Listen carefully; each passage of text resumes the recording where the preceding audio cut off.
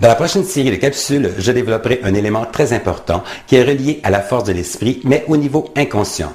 Nous étudierons le fonctionnement du subconscient dans sa puissance et sa raison d'être. Un jour, quelque part, l'amour humain, dont toutes les formes sont le reflet du grand amour, a fait unir deux êtres. De l'un vint un germe et de l'autre un ovule. Ces deux cellules, unies en une seule, devinrent deux nouvelles cellules au bout de 4 heures. 4 au bout de 6 heures, 8 au bout de 7 heures, 16 puis 32 au bout de 8 heures, et bientôt, par des multiplications successives, commença à s'organiser l'embryon qui devait être vous. Quelques-unes de ces cellules allaient devenir vos yeux, d'autres les tissus de votre cœur, d'autres ceux de votre peau, d'autres encore devaient former votre cerveau. Dans cet embryon qui n'était pas encore vous, mais qui était en train de le devenir, un principe créateur et organisateur s'affairait à transformer les cellules au fur et à mesure de leur multiplication vers la tâche spécifique qui leur était dévolue dans la formation de l'organisme. N'avez-vous jamais songé que depuis la rencontre de ces deux cellules premières, ce principe créateur vital qui est en vous s'occupait de toute l'organisation de votre devenir? Il était alors dans votre subconscient, puisque vous n'étiez pas conscient.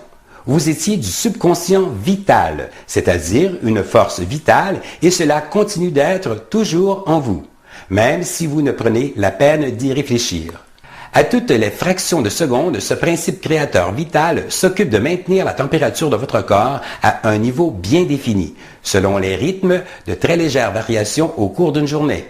Est-ce que votre conscient ou forme pensée ne s'est jamais occupé de maintenir la température de votre corps? Est-ce que votre conscient ne s'est jamais occupé des battements de votre cœur? Est-ce que votre forme pensée ne s'est jamais occupé de votre système digestif dans ses fonctions assimilatrices? Nous observons cette force vitale partout. Cette force vitale illimitée est automatiquement liée aux annales akashiques, dont je développerai prochainement le sujet.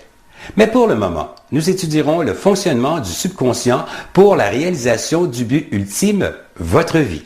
Lorsque nous avons atteint l'évolution nécessaire, cette force vitale qui s'est construit un organisme pour continuer à se manifester, prend conscience d'elle-même et nous la reconnaissons en disant « je »,« moi ». Elle devient une partie consciente du subconscient. Aussi, dès ce moment, le principe créateur travaille suivant le plan que nous lui soumettons. C'est un avantage extraordinaire, le plus puissant que nous possédons, car avec les programmations, nous pouvons transformer le cours de notre vie, changer des situations négatives en positives, améliorer un événement ou carrément l'annuler. Il n'y a pas de mots pour décrire toute sa puissance, sa magnificence. Le subconscient, dès lors, prend en charge le but visé et le réalise. Ça ne marche pas une fois, de temps en temps ou occasionnellement. La réussite est à 100%. Depuis près de 30 ans, je programme ma vie et je continue aujourd'hui parce que les résultats sont impressionnants. Comme des milliers de personnes, vous aussi direz « c'est facile et ça marche ».